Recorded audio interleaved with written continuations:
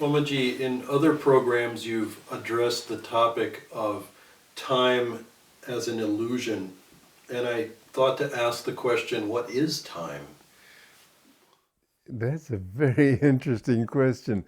Right now, I am working on the movie script of my book, The Time Tunnel, in which two children go into through a tunnel into timelessness, and from timelessness, they're able to go backward and forward in time.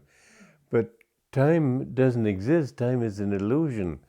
Time is right now. Timelessness is the reality. And time is sort of a great vortex around that central reality of timelessness. So when God manifests space, when God manifests movement, with movement there comes time. Time and movement are inextricable. You can't have time if there's no movement.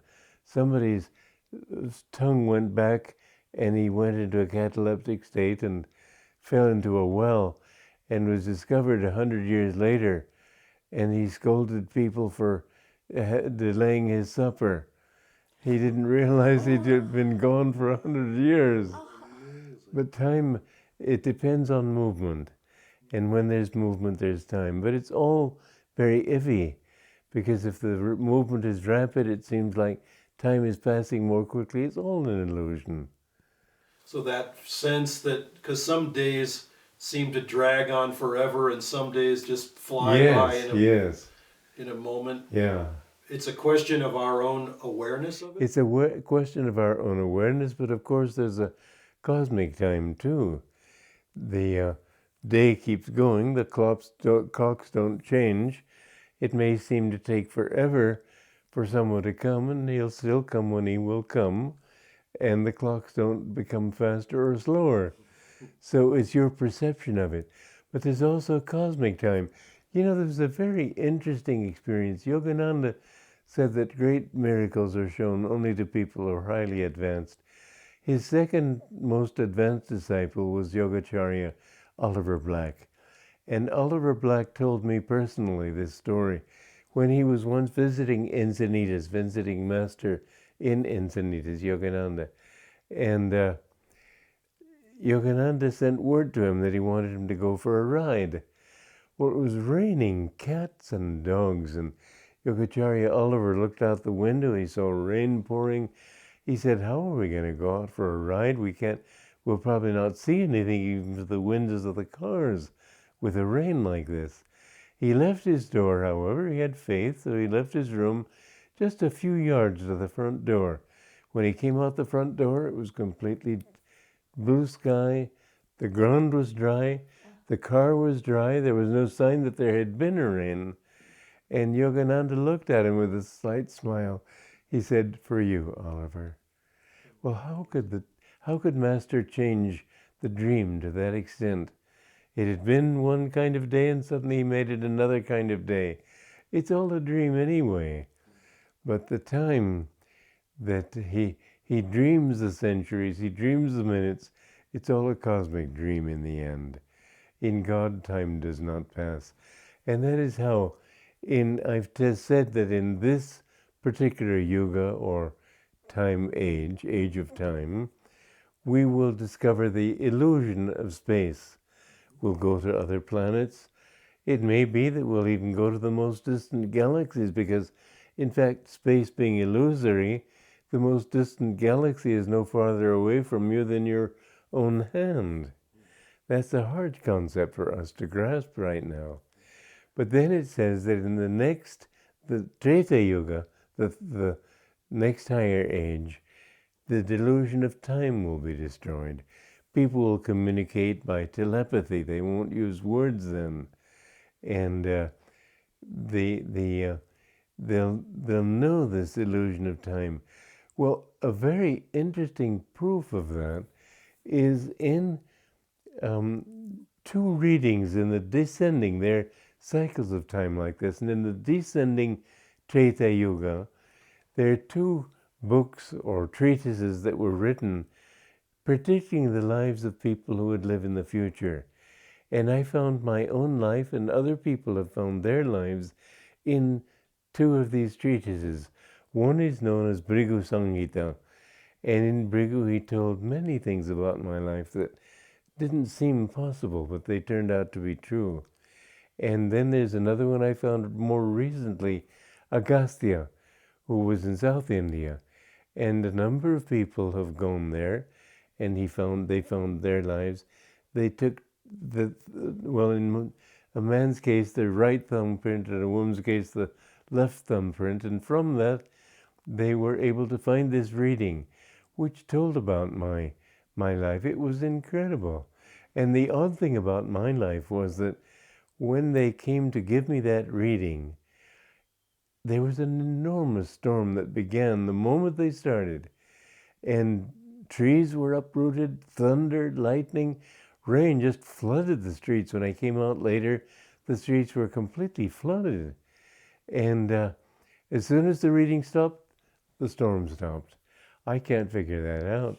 Normally I would have said it was an inauspicious sign, but I guess he had to say something to call to my attention that this was an important reading.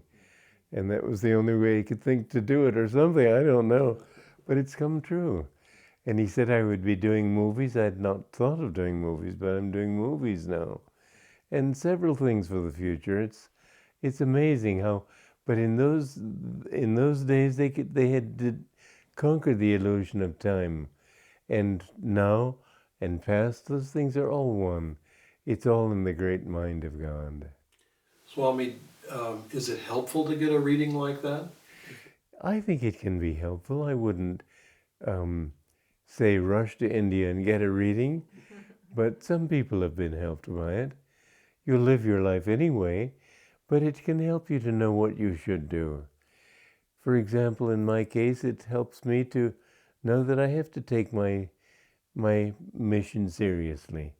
It seems like it's an important mission. And he said that. But would knowing the future, I mean, supposing someone goes to get a reading and finds out that he's going to have a disastrous death coming up? I think that it tells you the helpful things. I have not heard that it tells you harmful things. I don't know for sure, but that's what I believe. Is it helpful to get to the sense of timelessness? Absolutely. It helps us to anything that takes us away from this dream. To tell yourself that space doesn't matter, time doesn't matter, is certainly helpful. Like when I'm at the dentist and don't take Novocaine, to tell myself this pain doesn't exist, this body doesn't exist, or if the pain is extreme, then my reality is much larger than this body. So I'm aware of just this tiny little pain here, and it's not really affecting me. So the dentist may be perspiring with sympathetic pain, but I'm composing a song or working out some point of philosophy or something and not even thinking about the pain. It helps to deny the reality of the unreality. It helps to realize this is a dream. So anything you can do to disassociate Yes. yourself from the body. And that's why I say with your ego, never say, I am suffering, I am hungry, I'm being insulted, I am famous, I am successful, I've won. Don't get into the competitive match people get into.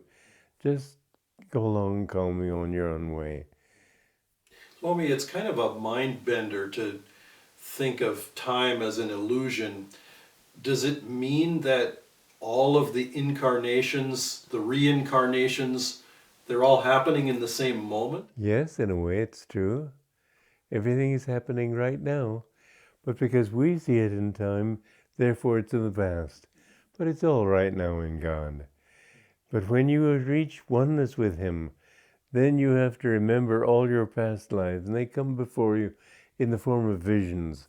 And let's say you as a pirate, you have to realize that it wasn't you, it was God dreaming that dream too.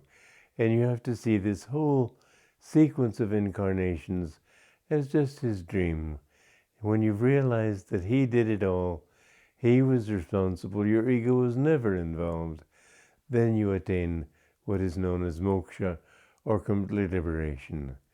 And most people, when they reach that state, Remember, Jesus said, "Be ye therefore perfect, even as your Father which is in heaven is perfect."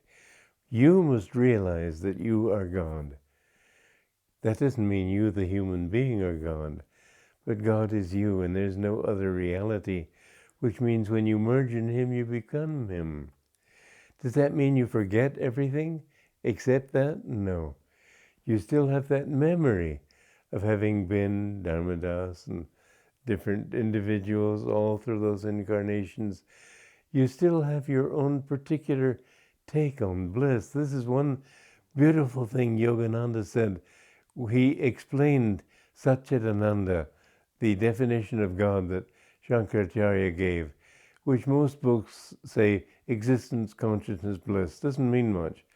Yogananda said it means ever existing, ever conscious. Then he added ever new bliss. The ever newness of it explains to my mind why God created the universe in the first place.